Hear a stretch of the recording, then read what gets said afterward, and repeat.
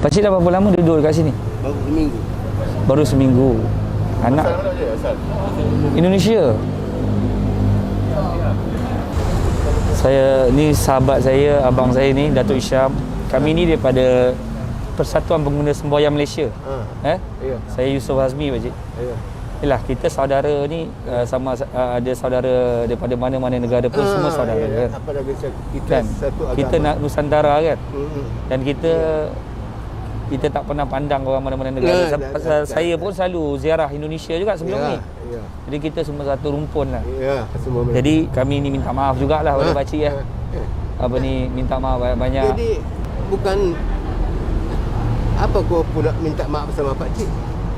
Apa salah engkau? Ya. Yalah, kira ada orang daripada masyarakat kita.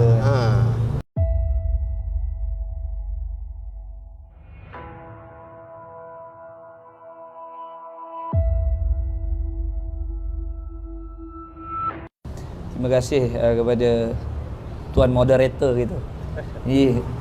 Ni biasanya ini macam program pula dah duduk macam ni kan. Tapi terima kasih kepada tuan moderator kita, Tuan Syed Anas kita, Mr. Karl Samsudin kita, kekanda saya Datuk Isyam, yang paling kita muliakan, yang kita kasihi, kita cintai, pakcik kita ni lah ya, saudara kita, dan juga rakan-rakan media. Sebenarnya kita ni di Persatuan Pengguna Semboyan Malaysia ni, kita ni bukan cari pasal dengan orang. Kita ni sayang rakyat Malaysia lah. Kita sayang rakyat Malaysia dan kita mempunyai hubungan yang baik dengan persatuan-persatuan yang ada di negara kita, baik di kalangan masyarakat ke apa kan. Tapi kadang-kadang bila ada perkara-perkara yang orang sampaikan pada kita, orang buat aduan, kita tak boleh pilih kasih lah. Kalau ada aduan kita terima, kita akan cuba berdiskusi lah. Orang kata kita cuba berunding untuk menyelesaikan masalah supaya perkara ini tidak terlihat, yalah, dia ada banyak golongan. Dia ada M40, B40, golongan miskin tegar dan sebagainya. Kita tak nak terlihat ada kasta ni di kalangan masyarakat kita. Sebab kita di Semboyan pun bukanlah satu persatuan yang besar. Kita ni kecil je. Tapi pasal kita ni kasih sayang kita antara semua masyarakat ni, jadi tak kira bangsa, semua kita bersama. Jadi bila saya dengar pakcik ni kena, sedih lah kan. Pasal saya pun ada ayah kan, kita pun ada ayah, jadi kita rasa sedih. Saya tak pasti kan, saya pun tidak mahu berandai-andai tentang Mr. Karl kita ni. Mungkin cara itu dia motivate orang dan sebagainya. Cuma video tu kita tengok hanya part yang marah dan seperti penghinaan lah. Yang saya boleh lihat begitulah. Jadi itu yang menyebabkan kadang-kadang kita terpanggil. Jadi semua semalam kita berbincang dan sebenarnya kita pun bukannya ada kuasa pun untuk nak ambil tindakan kepada Mr. Karl ni pun. Tapi yalah, bila benda dah jadi viral, mungkin ini banggalah dengan Mr. Karl. Dia sudi datang hari ni kan, sudi datang. Dia pun berhubung dengan kita di sekretariat, kata nak berjumpa. Dia kata kalau tunggu besok ni takut jadi lebih parah lah, rakyat Malaysia ni akan marah. Jadi saya kata tak apalah, saya aturkan juga, saya cuba usahakan juga cari masa kita jumpalah hari ni. Tapi saya kata kalau nak minta maaf dengan Semboyan, kita bukannya orang yang kena marah. Jadi berjumpa dengan pakcik ni sendiri, mungkin saya nak dengar juga macam mana kaedah untuk menyelesaikan masalah ni kan. Sebelum kita nak pergi pada pakcik ni, kita nak dengar dulu penjelasan supaya kita ni orang Islam ni mesti memberi ruang. Walaupun saya sebenarnya saya cerita betul lah, sebenarnya saya marah betul dengan awak ni. Kalau ikut kan, memang marah betul lah. Tapi disebabkan awak minta maaf tu, saya rasa, pasal saya sendiri pun selalu buat salah dan selalu minta maaf lah. Maksudnya kita ni, kalau kita buat salah, kita boleh akui kesilapan kita minta maaf. Jadi kita tak ada sebab nak marah orang. Kadang-kadang kita kena lihat dalam peribahasa lah. Telajak perahu ni boleh berundur. Kadang-kadang telajak kata ni, terkesan ni orang yang kena ni dia boleh ingat sampai mati tau. Jadi cuma saya harap penjelasan daripada sahabat kita ni, Mr. Karl ni, bagilah ketenangan kepada rakyat Malaysia ni. Yang rata-rata ni bukan orang Melayu saja marah ni, semua orang marah. Lagi-lagi ni daripada negara jiran kita.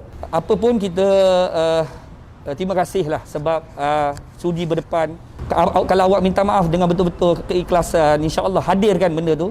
Saya rasa pasukan awak pun rasa bangga dengan ada seorang bos yang macam ni kan. Jadi insya-Allah kita bagi dia laluan. Deep down, saya minta maaf kepada semua orang yang lihat video itu.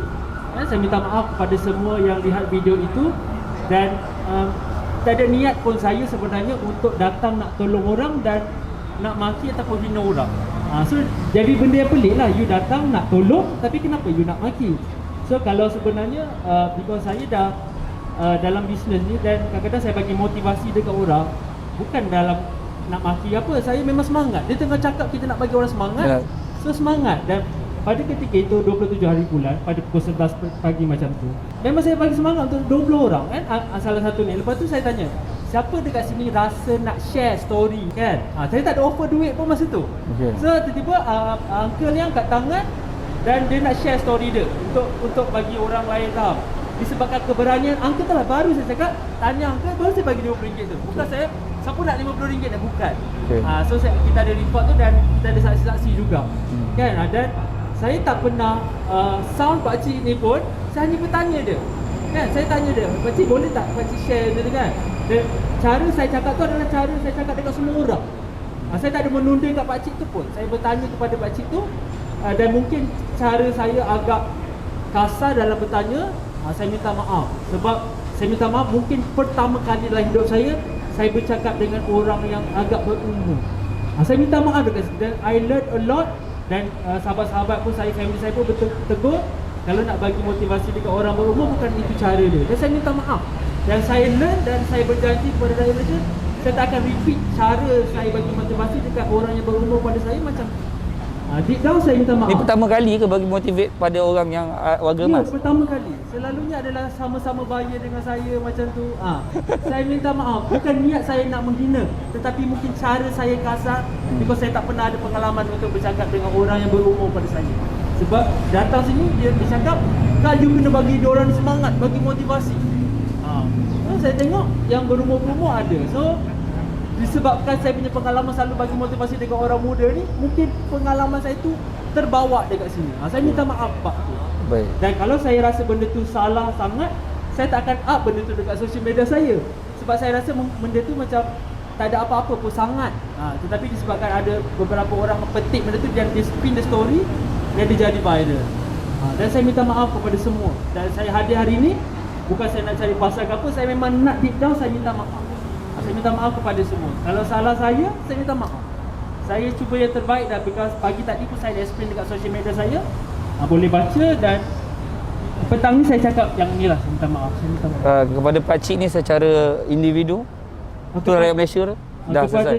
Kepada uncle, tadi saya ada sempat berjumpa sekejap. Okey. Kan? Saya minta maaf kepada uncle dan bukan saya nak marah ke apa-apa uncle kan?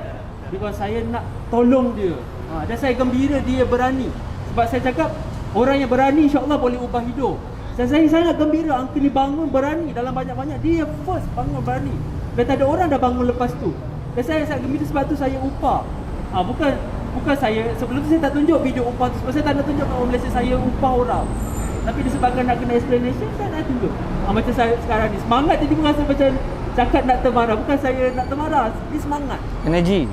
Energy saya minta maaf. Lepas tu dengan keadaan yang mungkin Cik Yusof dengan keadaan jalan raya yang macam ni, so kita tak tahu sama ada diorang dengar ke tak dengar apa yang kita cakap ni. Dengar kena kan. So saya minta maaf. Apa pun saya minta maaf. Saya akui salah saya. Baik saya. Sebenarnya ni sajalah saya mencelah sikit Mr. Carl.